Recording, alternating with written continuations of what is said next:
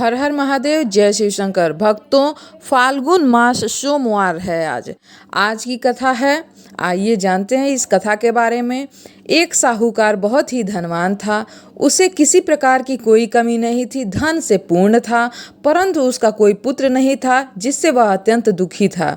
वह इसी चिंता में रात दिन परेशान रहता था। इसीलिए वह पुत्र की कामना के लिए प्रति सोमवार को शिव जी का व्रत और पूजन करता था और शाम को जा करके शिव के मंदिर में दीपक जलाया करता था। उसके उस भक्ति भाव को देख करके एक समय माता पार्वती ने शिव जी महाराज से कहा, हे महाराज, यह साहूकार आपका अत्यंत भक्त है और सदैव आपका पूजन व्रत बड़ी श्रद्धा से करता है, अतः इसकी मनोकामना अवश्य आपको पूरी करनी चाहिए। शिव जी ने बताया, पार्वती, यह संसार कर्म का क्षेत्र है। जैसे किसान खेत में जैसा बीज बोता है वैसा ही फल काटता है, उसी तरह इस संसार में जो जैसा कर्म करता है उसको वैसा फल मिलता है। पार्वती ने अत्यंत आग्रह से कहा, महाराज, जब आप ऐसा भक्त है तो यदि इसको किसी प्रकार का कोई दुख है तो उसको अवश्य आपको दूर करना चाहिए, क्योंकि आप तो सदैव अपने भक्तों पर दया दिखाते हैं, उनके दुखों को हर लेते हैं। यदि आप ऐसा नहीं करेंगे तो मनुष्य क्यों आपकी सेवा व्रत और पूजा करेगा। पार्वती माता का ऐसा आग्रह देख शिव जी महाराज प्रसन्न होकर कहने लगे, हे पार्वती, इसके कोई पुत्र नहीं है। इसी पुत्र चिंता से यह अत्यंत दुखी रहता है। इसके भाग्य में पुत्र न होने पर भी मैं इसको पुत्र प्राप्ति का वरदान दूंगा, परंतु वह पुत्र केवल 12 वर्ष तक जीवित रहेगा। इसके पश्चात मृत्यु उसको आ जाएगी। इससे अधिक मैं और कुछ नहीं इसके लिए कर सकता हूँ। यह सब साहूकार सुन रहा था। इससे उसको न कोई प्रसन्नता हुई और न ही वह दुखी हुआ। वह पहले की ही भांति शिव जी की ही पूजा करता रहता था, सोमवार का व्रत करता था। कुछ काल व्यतीत हो जाने पर साहूकार की स्त्री गर्भ धारण की। 10वें महीने उसके गर्भ से अति सुंदर बालक का जन्म हुआ। साहूकार के घर में खुशी मनाई गई, परंतु साहूकार केवल 12 वर्ष की आयु जानता था, जिससे वह अत्यंत प्रसन्न नहीं हुआ, न किसी को यह भेद बताया।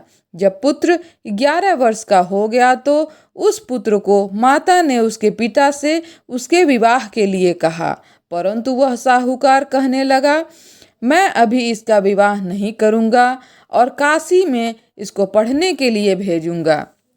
फिर उस साहूकार ने अपने साले अर्थात बालक के मामा को बुला करके उसे बहुत सारा धन दे करके बालक को काशी पढ़ने के लिए ले जाओ और रास्ते में जिस जगह भी जाओ वहाँ यज्ञ और दान देते जाना, ब्राह्मणों को भोजन कराते जाना। इस प्रकार वह मामा और भांजे जगह जगह यज्ञ कराते और ब्राह्मणों को भोजन कराते जा रहे थे काशी में पढ़ाई करने के लिए। रास्ते में उनको एक बहुत ही बड़ा शहर दिखाई दिया।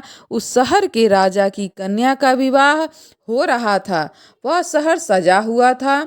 दूसरे राजा के लड़कों को जो विवाह के लिए बारात लेकर आया था वह एक आंख से काना था। लड़के के पिता को इस बात की बड़ी चिंता थी, कहीं वर को देख करके कन्या के माता पिता विवाह में मना न कर दें।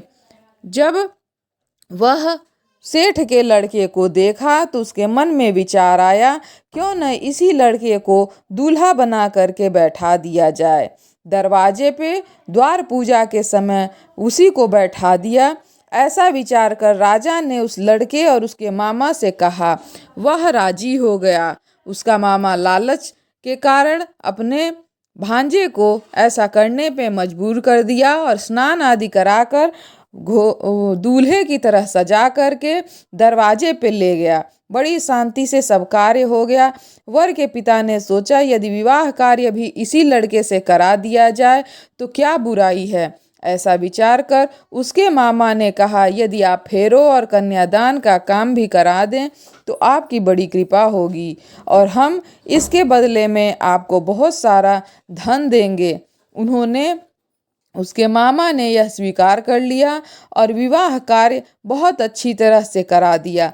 परंतु जिस समय लड़का जाने लगा तो उसने राजकुमारी की चुनरी की पल्ले में लिख दिया कि हे राजकुमारी, तेरा विवाह मेरे से हुआ है, परंतु जिस राजकुमार के साथ तुमको वह विदा कराएंगे वह एक आंख से काना है, वह तुम्हारा पति नहीं है और मैं तो काशी पढ़ने जा रहा हूँ।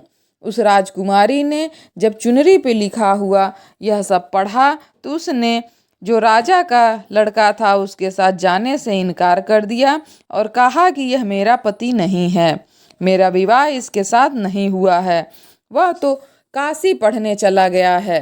राजकुमारी के माता पिता ने अपनी कन्या को विदा नहीं किया और बारात को वापस चला जाने को बोला। उधर सेठ का लड़का जो अब अपने मामा के साथ काशी जी पहुंच गया था, वहां जाकर यज्ञ करना और लड़के ने पढ़ना शुरू कर दिया। जब लड़के की आयु 12 साल की हो गई तो वह एक दिन यज्ञ कर रहा था। लड़के ने अपने मामा से कहा, मामा जी आज मेरी तबीयत बहुत ही खराब है। मामा ने कहा, तो अंदर जा कर के थोड़ा सा सो के विश्राम कर लो। लड़का अंदर जा कर के सो गया। थोड़ी देर में उसके प्राण निकल गए और वह मर गया। जब उसके मामा ने आकर देखा कि वह मरा पड़ा है तो उसे बड़ा दुख हुआ और सोचा मैं अभी रोना पीटना मचा दूंगा तो यज्ञ का कार्य अधूरा रह जाएगा। अतः उसने जल्दी से यज्ञ का कार्य समाप्त कर ब्राह्मणों के घर जाने के बाद जोर जोर से रोना पीटना शुरू कर दिया। संयोगवश उस समय शिव जी और पार्वती माता उधर से जा रहे थे।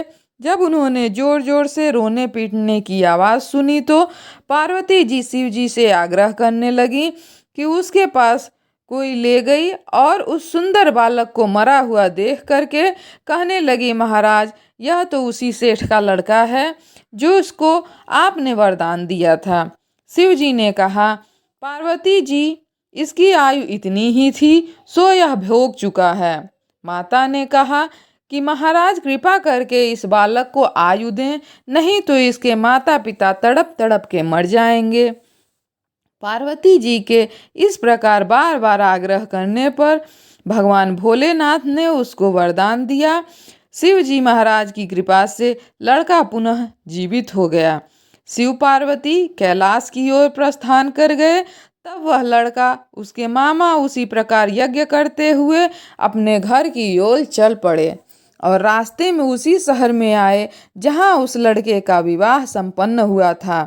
वहां पर आकर के जब उन्होंने यज्ञ आरंभ कर दिया तो उस लड़के के ससुर ने उसको पहचान लिया और अपने महल में ले आकर के बड़ी ही खातिरदारी की। साथ ही बहुत सारा धन और दासियों के साथ बड़े ही आदर के साथ सत्कार के साथ अपनी लड़की और अपने दामाद को विदा किया। जब वह अपने शहर के निकट आए तो उसके मामा ने कहा, पहले मैं तुम्हारे घर जाकर खबर कर देता हूँ। उस समय उसके माता पिता अपने घर की छत पर बैठे हुए थे और उन्होंने प्रण रखा था, यदि हमारा पुत्र सकुशल घर नहीं आया तो हम अपनी जान दे देंगे और नहीं तो आ गया तो राजी खुशी इससे नीचे आ जाएंगे। इतने में उस लड़के के मामा ने यह आकर के बताया, आपका पुत्र जीवित हो गया है, परंतु उन दोनों को विश्वास न हुआ। तब उसके मामा ने शपथ पूर्वक कहा कि आपका पुत्र अपनी पत्नी और बहुत सारा धन लेकर के बड़े ही आनंद के साथ आ रहा है। सेठ ने आनंदित होकर के उन दोनों का बड़ी प्रसन्नता के साथ स्वागत किया और साथ में रहने लगा। इस प्रकार जो भी सोमवार के व्रत को करता है अथवा इस कथा को पढ़ता है, सुनता है, उसके दुख दूर हो करके उसकी समस्त मनोकामनाएं पूर्ण होती हैं। इस लोक में नाना प्रकार के सुख भोग करके भगवान भोलेनाथ के लोक की उसको प्राप्ति होती है। भक्तों, वीडियो पसंद आए तो लाइक और शेयर कर दीजिए, और चैनल अब तक सब्सक्राइब नहीं किए हैं, नए हैं तो चैनल को सब्सक्राइब कर लीजिए। भगवान आप भोलेनाथ आपको स्वस्थ रखे, मस्त रखे, सभी लोगों को आशीर्वाद प्राप्त हो। हर हर महादेव, जय शिव शंकर।